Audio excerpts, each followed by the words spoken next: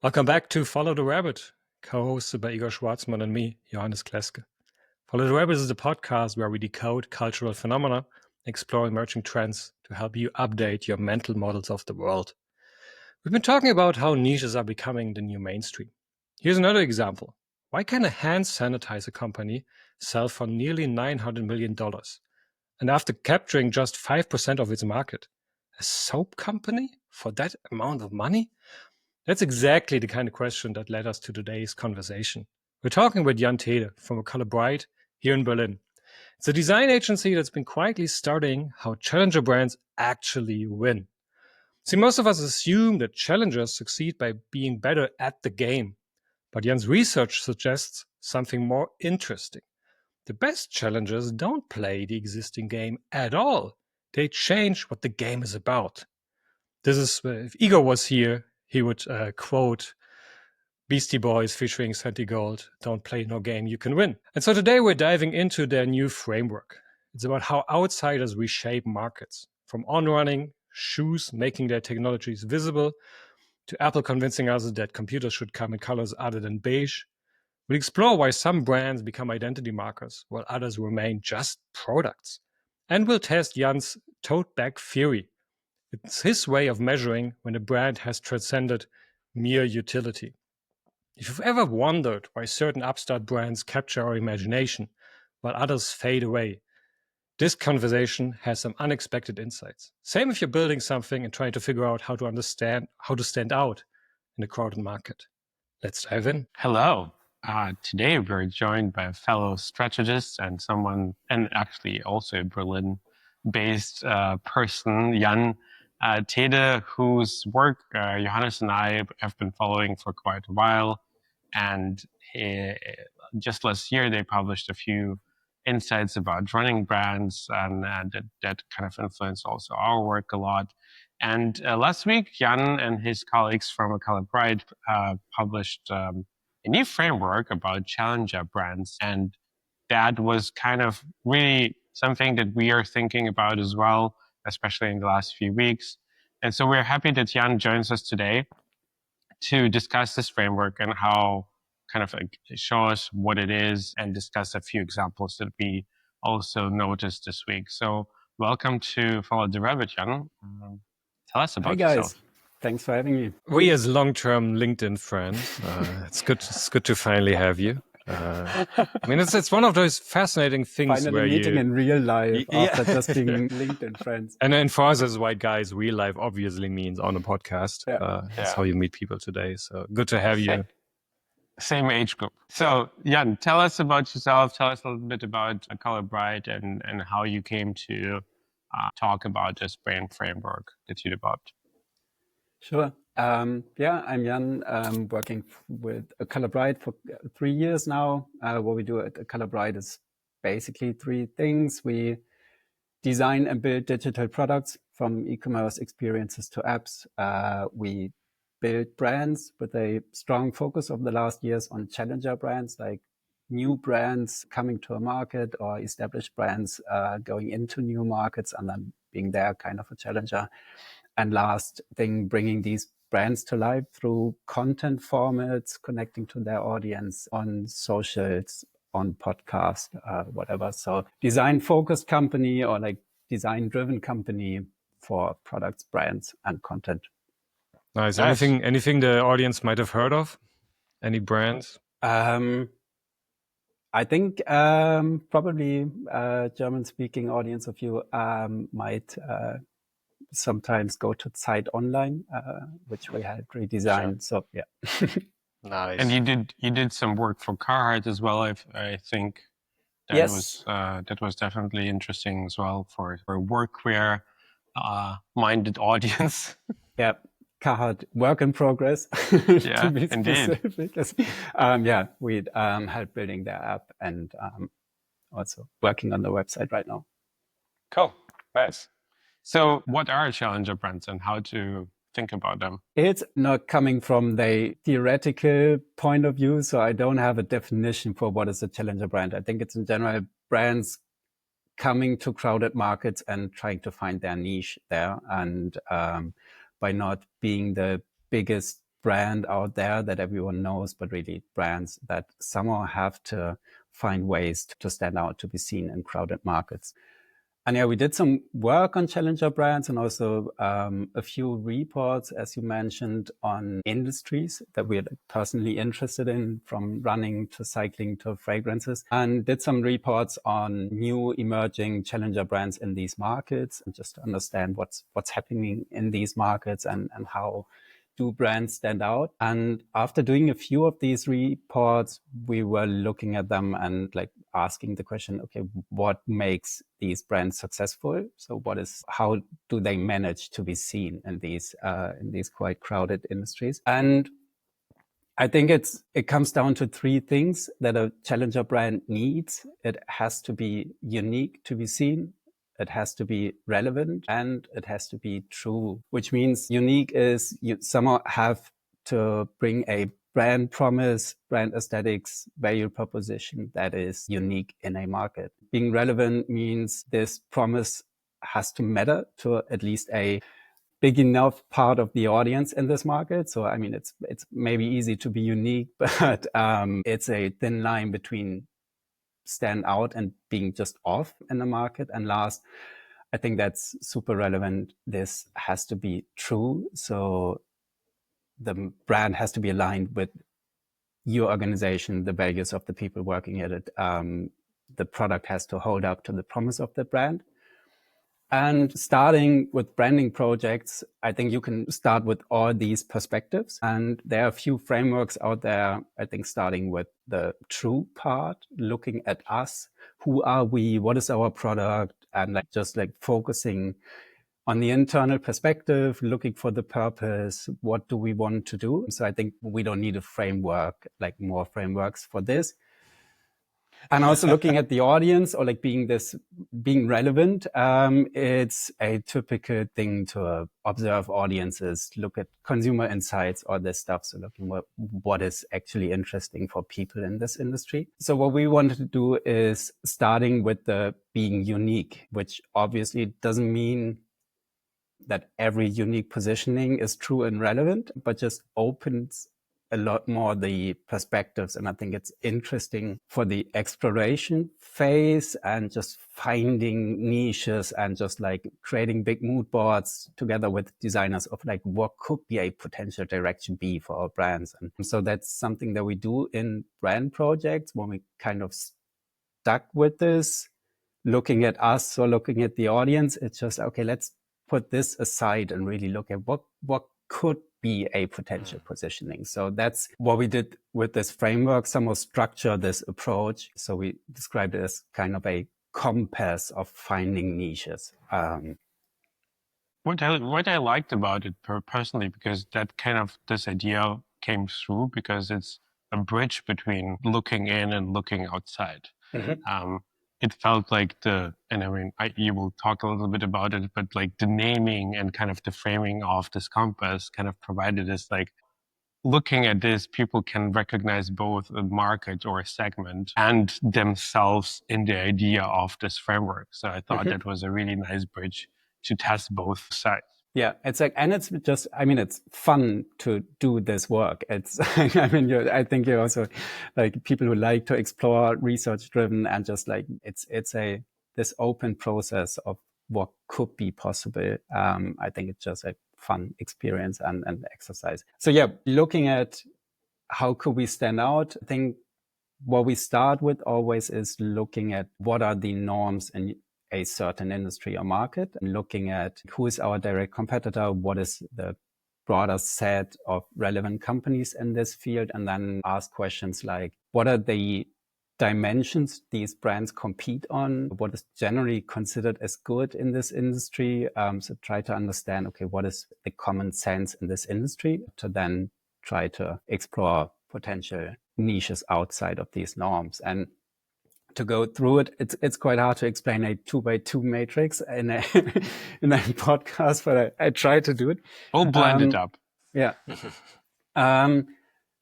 So starting with these dimensions that matter in an industry, I think you have two options. You can either try to iterate on these dimensions. So if everyone is talking about performance, you can push this forward and introduce new technologies and really don't change the game, but try to just win it. Or you try to break out of these dimensions and redefine which dimensions actually matter. To give an example for these different companies, I think Honest is a super good example. It's like poster child, challenger brand, super successful now. They didn't really change what mattered in running. I mean, that's just my perspective, but I think it was a lot about performance, midsole technology, and this kind of stuff. And they just introduced a new, I mean, not just, they introduced a new technology and really pushing this dimension forward, but didn't change the dimension. And another example for a company that changed dimensions, maybe it's an age thing, super influenced by early 90s Apple. I think they changed dimensions, looking at personal computer market back then, like all the ads about, okay, this amount of RAM, megabyte, talking specs, X% faster, whatever. And they came out with, okay, we have a personal computer with 5 different colors, going out with ads like chic, not geek, or sorry, no beige. So really changing what matters. They were just not talking about specs. They were talking about style. So I think that's a way to change dimensions and try to change the way of competition in the market. Complete this 2 by 2. I think these two brands still, or these two directions are still about pushing things forward and introducing new stuff. But you could also go this. I think there are a lot of challenger brands that in general don't push forward, but try to counter the trajectory of a market. And that's why we see like 2 core archetypes. One is what we call the real keeper, a brand that just, if everyone is running into one direction and trying to introduce new stuff, just focusing on the essentials, being we are the lightweight alternative, the real keeper, we focus on the essentials. It's quite niche, but a brand like Atreyu in running, they don't introduce new technology. It's just like we have a race shoe, we have an all-day shoe, it's light, it has a carbon plate, that's it. So it's not about doing more. It's super simple, reduced. So it's, I think, one way to counter this going forward and innovation-driven aspect. And the other is just think about what's considered as good in an industry and just doing the exact opposite. So kind of a misfit approach. I mean, in marketing, everyone talked about liquid death, but I think it's a good example. All these brands in water somehow looked healthy in a like more or less, but that was generally considered as good in water to be healthy. And they like just did the exact opposite. And so I think that's also an option of not going forward, but really we look at what everyone is saying is good and do the opposite. So yeah, and that's basically these 4 directions. I wouldn't say these are, you can choose one of them. They're more like North Stars or directions. That's why I like this compass analogy. These are directions you could go into. And with the framework, we try to use these archetypes and bring them down to help you explore these potential directions. So first of all, thank you for kind of giving us a, like an overview, because I think it's really helpful. And also I think for anyone who is not into running, they can basically start thinking about this, like, how does this apply for my industry? I think it's just a good way of kind of breaking up what is happening in the market, even if you're not kind of looking to start a challenger brand, but suddenly there's a way of thinking about how those different approaches kind of work. And what I also, but that's a bias because I've been also doing work in that space over the last couple of months, is like, and we kind of like, I wrote about this idea that there are now brands more and more emerging that understanding that being really important to a core community is much more interesting and important for a business that's trying to get into a certain category than trying to instantly go for scale.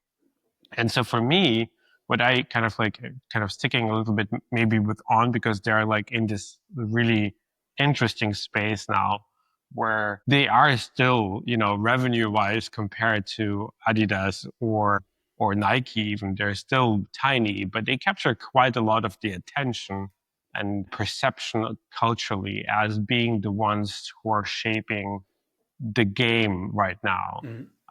And I wonder, what do you think, for example, how long does this challenger, like how long can you stay in the challenger position also as an organization, as a brand? And when do you actually have to also kind of switch to the fact that, quite a lot of people from quite different backgrounds and also not just in running are wearing On, which is good for business, but it's not necessarily good for keeping a one specific narrative. I always have to, like, at this point, like, it reminds me of the story where a common friend sent us a picture of Angela Merkel in a supermarket somewhere in the Uckermark wearing On. And I had a neighbor who was working for On. I sent it to him. It's like, you made it. Like, it's only downhill from here. Like, Merkel is wearing Ons. I think it's also interesting. Does it hurt that Alice Weidel is always sporting Ons in these TV shows? I'm pretty like, I mean, it's like, I actually remember that Toyota was really upset about the fact that, terrorists are being captured always driving to pickups in the desert. And they're like, here goes the brand value down. So I do think that it's definitely not helping for a specific kind of group, but then other people just don't care. They don't know. They don't notice, right? And I mean, we don't want to specifically talk about On, but I do remember also, this Bobby Hundreds piece that he wrote about why he believes in Nike. And he mentioned how On, it's also about capturing a certain moment in time when Nike decided not to do retail, and they were like, we're going to do retail and we're going to kind of lean into retail. And suddenly you have this, both a different technology and also aesthetically, the sole kind of made a very, even if you're not into running, it made it very easy to glance that it is about something different. I mean, I think it can become, or this initial maybe really niche positioning or stronger, edgier positioning can in the future become kind of the heritage of a brand. I don't know so much about the origins of Nike, but I think it's Bowerman and really focused on technological innovation, trying to introduce new stuff. So it's like you can still feel this and see this at Nike. So I think it's in an ideal world, this niche positioning when you start as a challenger becomes your roots, and then from there you can expand, become bigger, and but yeah, shouldn't lose it. But I think that's an important part, because it always feels like, especially with a framework like this, or you do it when you begin, try to, like, you create your brand, you define your brand, but this should be an ongoing thing. It actually makes very much sense to continually check, like, are we still there? Are we moving up little bit?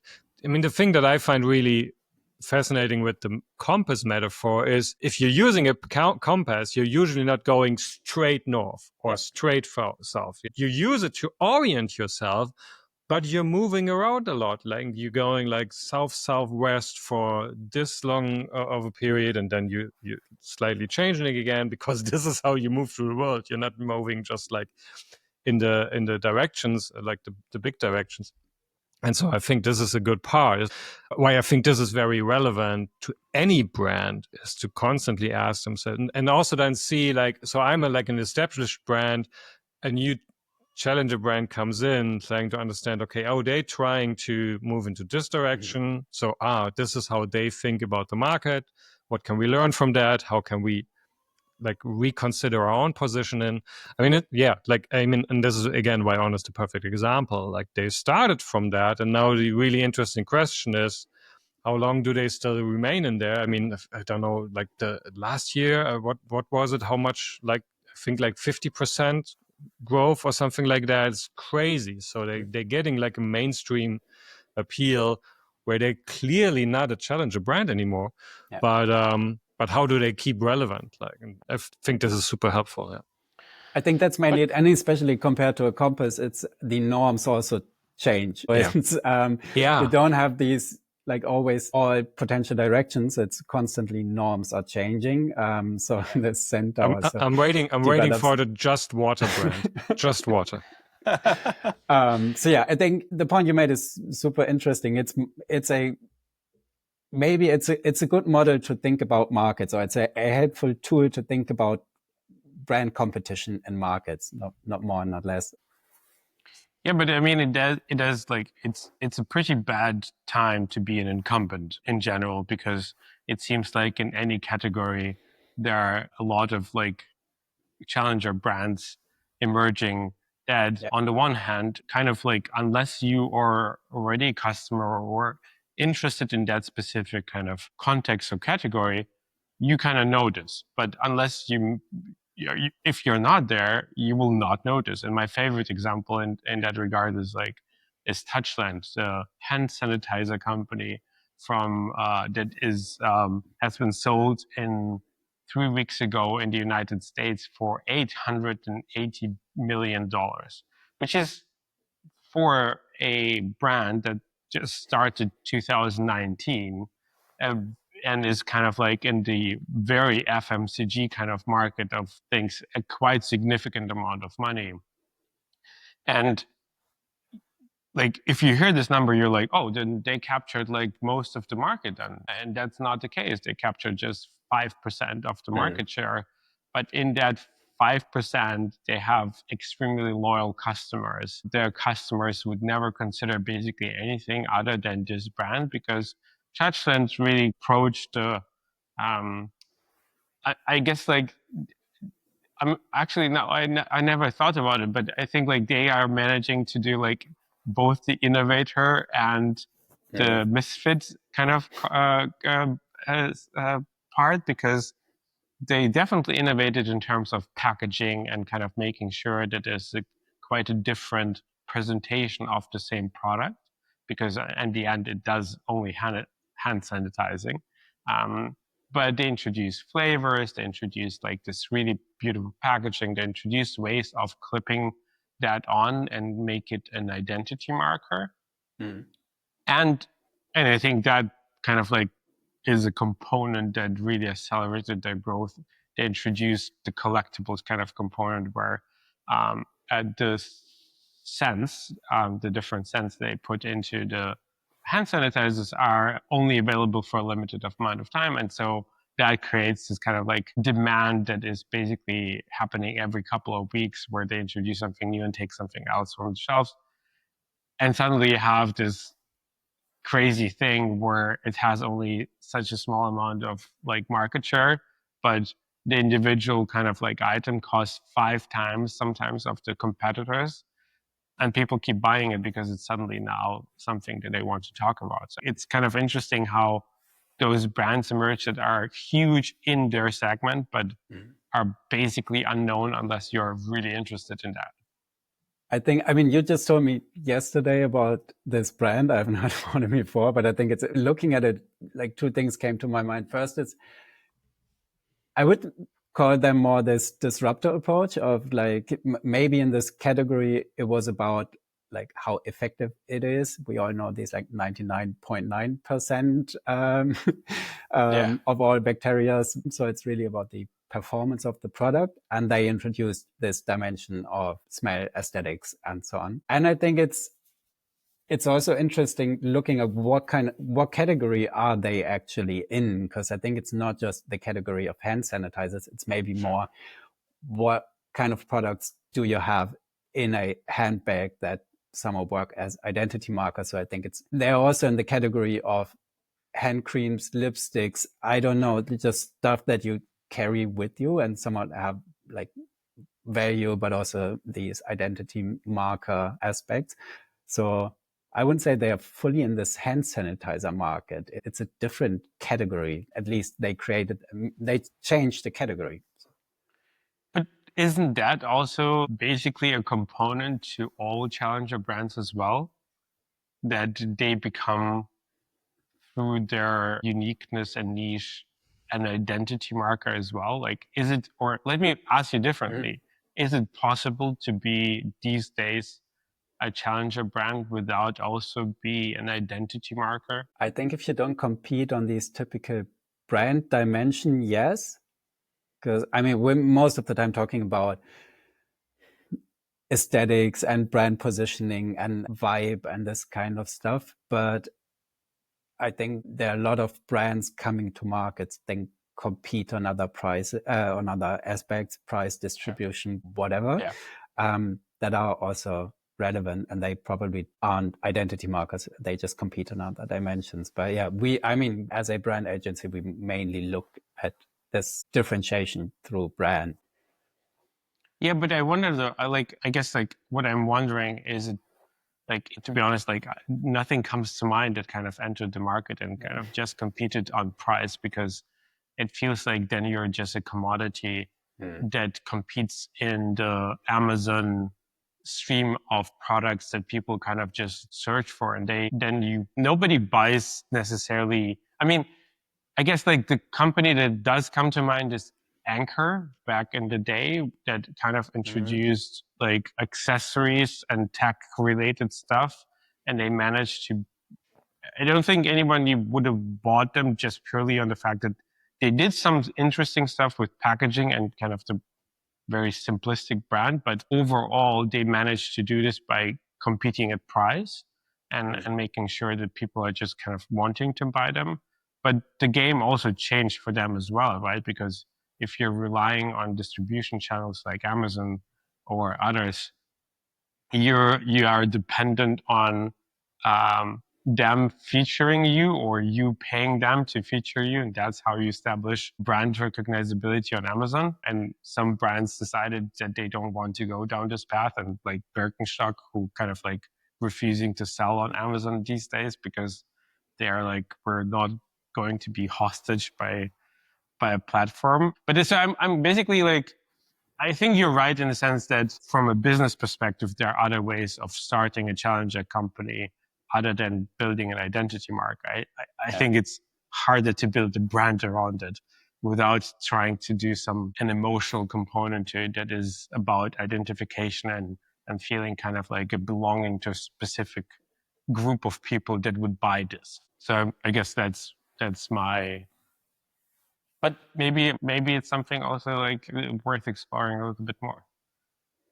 Definitely. I mean, it's we talked about this identity marker thing this week. I mean, what came to my mind is like, how do you identify if a brand is it or not? I had this analogy in my mind. Would the average audience of this brand pay money for a logo tote bag? I think it's a quite good indicator for this. I try to, if you have this scale of, you could get this for free and still not use it. I think there are some brands out there. It's like, because it's such a, like, you always have some tote bags at home, at least I have, and then most of the people I know. So I think there are some, like, if someone would give it for free, then it's no thanks. Then you have this, if I get it for free, I would use it and I would pay for it. And I think it's quite interesting of like trying to categorize brands on this spectrum. And I think that's a good indicator for how much an identity marker this brand is. Yeah. It's like, I mean, this brand signals to, and I mean, Johannes can tell about his Monaco loyalty program, because it's definitely, it's a time to out people for certain affiliations. But no, I mean, generally speaking, I have a tote bag from the New York as well, right? And I have one from a company called Braindad. And for most people, nobody will actually know in Europe, like not that many know Braindad because it's a LA-based company. But for those who do know, it is about, it's very kind of like, it's a signal. Like it's the same stuff if you are wearing acronym. People who know. And I think like I mean, and that's the other component. Like there are certain brands that it's like, if you know, like acronym, but other brands are managing, like the New Yorker, are managing to do this on a much larger scale, right? Like it's a global brand for a publication that is, a very specific audience, but it has such a big recognizability, not just by purely being around for over 100 years, but managing to stay consistent to what it is trying to do. And I think in this world today as well, going for consistency and not being kind of reacting to the market or reacting to the shifts in culture is also a very interesting component of providing, identification in terms of who I am and what am I trying to do? What is the promise that I will give to you as a customer? And with, the New Yorker, the Economist to a certain extent as well. And certainly, with Monocle too, there is a consistency to how they present themselves. It's funny, isn't it? Because so you just mentioned free print publications, which it's interesting because you think like they have physical products that you show in public when you use them. Like, I mean, that's the whole thing. Like you read them somewhere and everybody can see what you read. But some that you would think they don't have to have another branding opportunity. I mean, the Economist also doesn't have tote bags, which I seem feels like a lost opportunity. But I think, it's just a shout out. I'm not sure, but I would say that maybe for the New Yorker, the tote bag is a pretty big part of the product, because I think you have way more people wearing this tote bag than actually reading every edition and just collecting stacks of.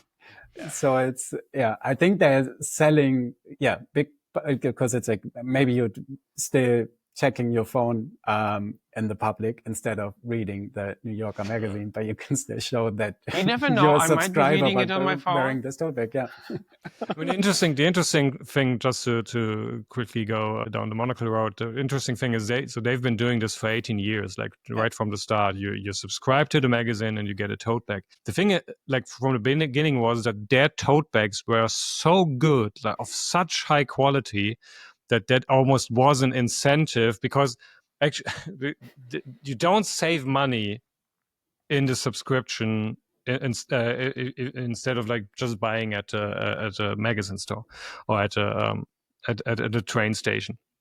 So that was the big incentive. You subscribe to the magazine and you get this really sturdy, like really well done bag. And I know in the beginning it actually kind of bothered me, because I don't want to wear brands and logos, and I have this logo on me. But at some point I was like, okay, these are, and I'm used them like almost daily because it's really, really good. I would have definitely bought the tote bag if it was available for purchase, but for a long time it wasn't. I mean, they now have some collaborations around tote bags and stuff like that, but the quintessential Monocle tote bag is still like only you get with a subscription. It's like, okay. And so it's interesting like how this like product thing goes back and forth, but it's still very much a point of identity. And I think this is like what we're like circling around right now, is how much identity today is a part of being that. And I mean, like Igor, before when you said you can't think of any challenger brand that is not like also like an works with identity. I think it's the very that's the very reason, or it's the difference between a product or a company and a brand. Like brands that we remember today provide a point of identification, and I think that's really important.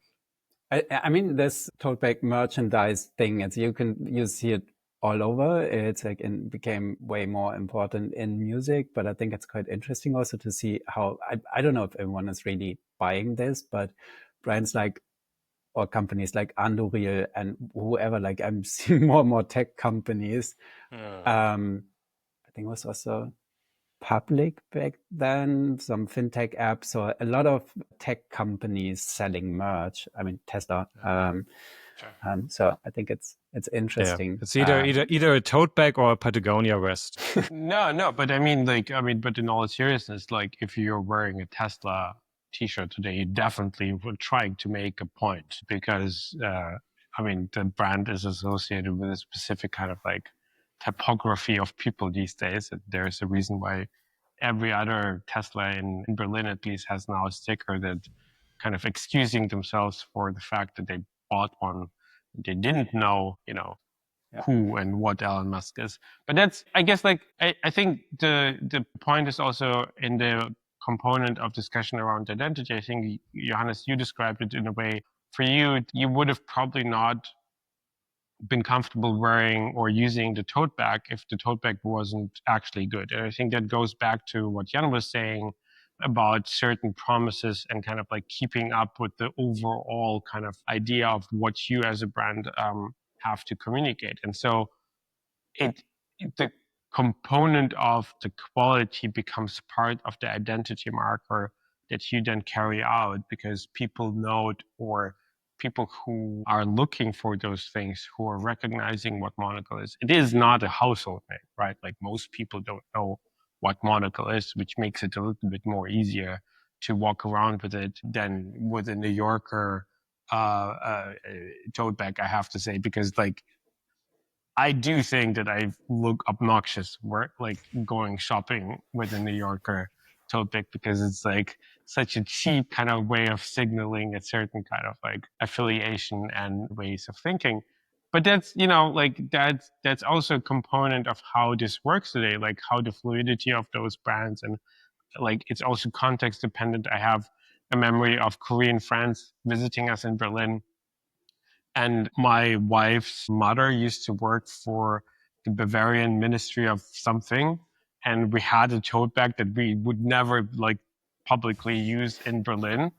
But for them, this was like so cool, right? And it reminded me a little bit of Balenciaga and Vetements especially did with the ironic kind of positioning of really mundane brands onto stupidly expensive t-shirts that then people would wear, because that too is a way of being a challenger by kind of like going overboard and really kind of leaning into the absurdity of this idea of what a brand actually is today. So I think this ties us also quite neatly into the last episode, because in your post about like the tote bag question, you also talked about Mubi, and we like in the last episode talked about Mubi. So what was how did you bring Mubi into that? What was your point about that company? It was, one thing reading your article, Igor, first thing was, I have a background in strategy consulting. So first thing was like looking at these revenue multiples and trying to understand, okay, how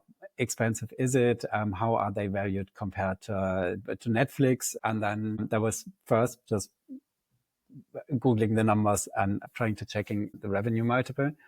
And then comparing it to Netflix now and also in the early days, I think that was something I thought about. I think it's like, what could Mubi eventually become, or like what are growth opportunities for them? Brought me back to this identity marker thing, because at least right now they have a positioning and a brand that I think by being an identity marker would allow them to go into a lot of different markets. I think it's a brand you have you trust in their selection, which opens up to they can do curation and adjacent categories, go into adjacent categories, like all this stuff that I think will be way harder for Netflix. And they tried to go in adjacent categories and somehow failed. And I think being a stronger identity-driven brand would make this way easier, because you're not just buying the product of these movies.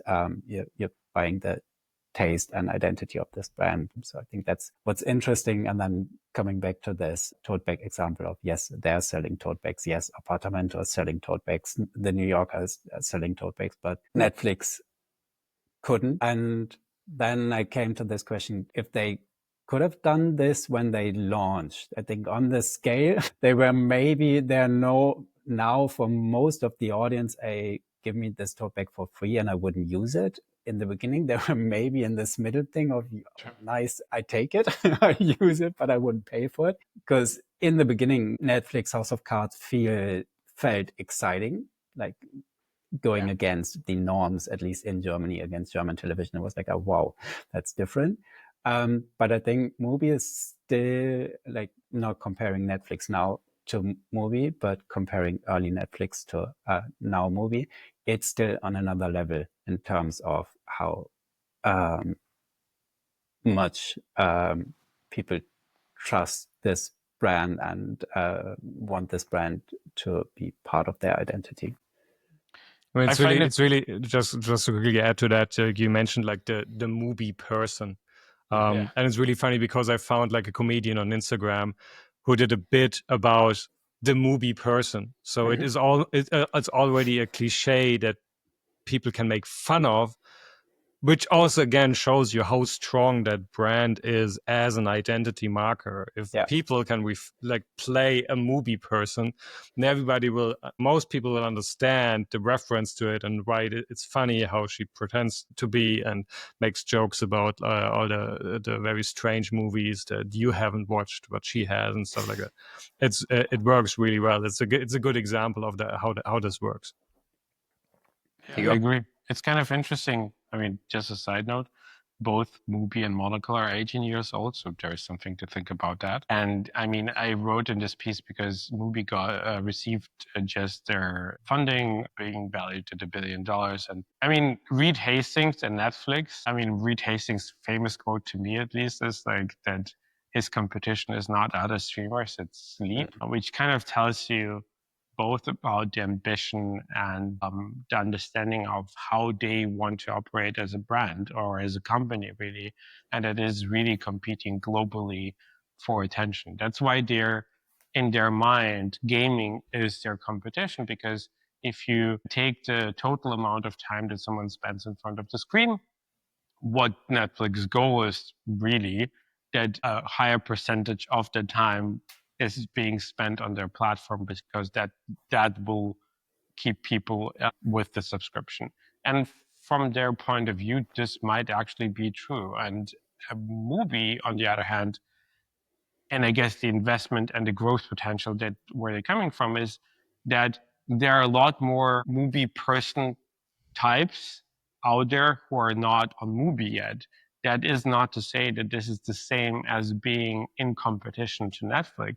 It's just the Mubi person is either not on Netflix or will always have an addition to Netflix that will also kind of cater to their identity of considering themselves a cinephile or more lover of a different kind of movies and TV shows.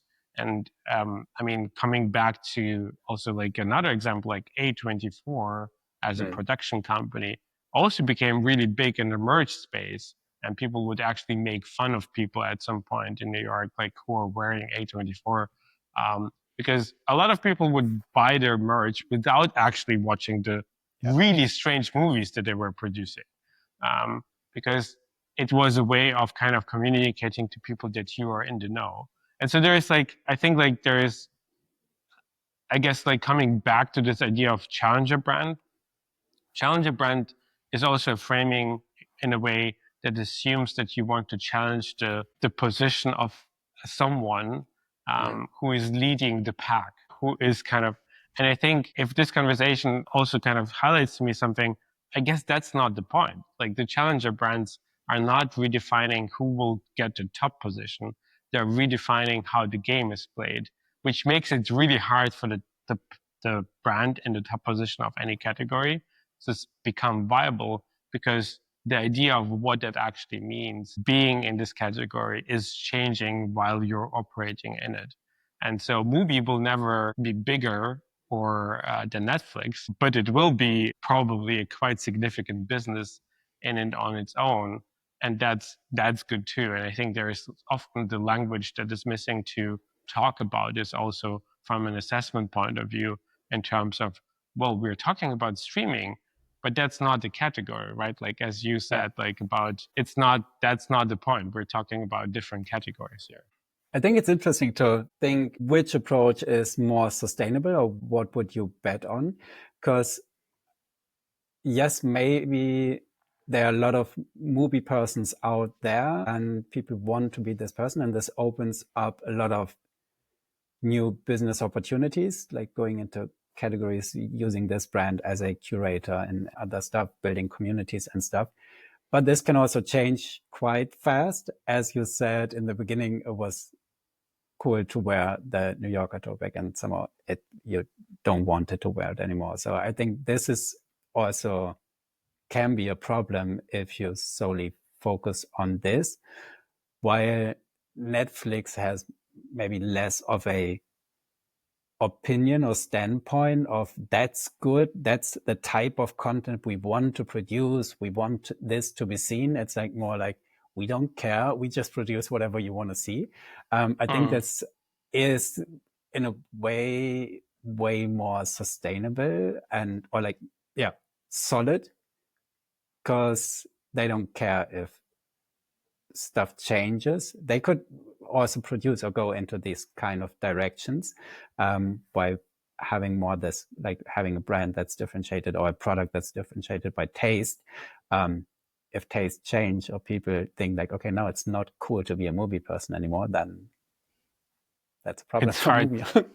That's I mean, okay, you're like point taken. And I guess like on this podcast, we're definitely prone to, you know, the upstarts and the smaller kind of things that have like a position and a taste. But there is no denying, you know, that companies like Netflix especially shown how in their category of streaming, they can definitely basically wipe out everyone and make sure that their approach is the right one. But I do wonder like how, you know, commodification will play into this, because there are obviously like ways of also making the life of a Netflix really hard if Apple and Amazon kind of like would want to compete with them more, which would be a side business for them, but is the main business for Netflix. It's also it's a definitely also not just set in stone. But again, I have bet against Netflix quite a few times and I lost every time. So I'm not going down that path again. And for now, I think we thank you definitely for this conversation around understanding, you know, challenger brands. I think there's, again, like for anyone listening, if you're looking into the products that you're buying, I think that's even just an interesting way of thinking about, why did I buy this? Like, what is it about this that attracted me to this brand and not the other one? And kind of think about, is this brand a misfit or is it an innovator? Why did you buy this? How much is it important for you to display the fact that you're buying this brand and not another one? Or for people like me, how important it is for you not to wear something that has a logo on it, and think about that too. So Jan, thank you for joining us today, and we'll talk to you soon. Talk soon. Thank you, guys. Thank you. Thank you for making the time to listen to Follow the Rabbit. Please let us know your thoughts and suggestions by sending an email to ftr@knownunknowns.xyz. Like the episode on Spotify, Apple Podcasts, or YouTube. And most of all, share the episode with others who might find it interesting. It really helps us out. Thank you so much for listening in. Talk to you soon.